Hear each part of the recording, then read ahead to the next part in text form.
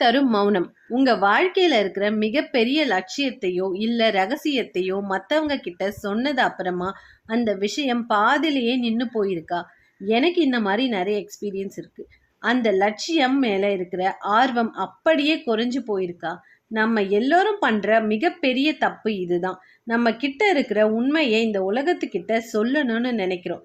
ஆனா உண்மை என்னன்னு தெரியாம நீங்க எப்ப உங்க வாயை திறக்கிறீங்களோ அப்பவே உங்க சக்தியை இழக்கிறீங்க. முதல்ல நம்ம ஏதாவது சாதிச்ச உடனே ஏன் மத்தவங்க கிட்ட சொல்லணும்னு துடிக்கிறோம்? ரெண்டாவது, அமைதியா இருப்பது ஒரு மனுஷனோட அசைக்க முடியாத சக்தியா மாறுது. உங்க வாழ்க்கையில இருக்கிற அந்த புனிதமான உண்மையை எப்படி பாதுகாக்கிறீங்க? அமைதி என்பது வெறும் சத்தம் போடாமல் இருப்பது மட்டும் இல்லை, அது ஒரு மிகப்பெரிய ஆயுதம்.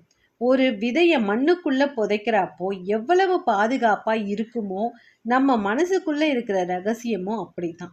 நீங்க ஒரு விஷயத்த செஞ்சு முடிச்சே இருக்க மாட்டீங்க. ஆனா மத்தவங்க கிட்ட அதை செய்ய போறேன்னு சொல்றது அப்பவே உங்க மூளைய செய்து முடிச்ச மாதிரி போலி திருப்தி அடைஞ்சிடும். ஒரு எக்ஸாம்பிளுக்கு, நீங்க ஒரு டயட் இருக்கணும்னு முடிவு பண்ணியிருப்பீங்க. இதை நீங்க யார்கிட்டயும் சொல்லாம செஞ்சா அதை உறுதியா உங்களுக்குள்ளேயே ஒரு சக்தியா மாறும். ஆனா அதை ஒரு 10 பேர்கிட்ட சொன்னீங்கன்னா அவங்க கொடுக்குற பாராட்டு உங்களுக்கு ஒரு போலியான வெற்றியை தந்துடும். ஆனா நீங்க அந்த டயட்டை ஸ்டார்ட் பண்ணாமலே போயிடுவீங்க. ஒரு ஓட்ட பாத்திரத்துல எவ்வளவுதான் தண்ணி ஊத்தினாலும் அது நிரம்பாது. அந்த மாதிரி தான் நம்ம மனசும். இருட்டுக்குள்ள இருக்கிற வேர்கள் வளரும். நீங்க வேர் விழுவதற்கு முன்னாலேயே கிளையை காட்ட ஆசைப்படுறீங்க. நீங்க மாற்றம் செய்யும் போது அது உங்களுக்குள்ள ஒரு ரகசியமாக இருக்கணும். அந்த மாற்றம் உங்களுக்குள்ள ஒரு அழுத்தத்தை உண்டு பண்ணும்.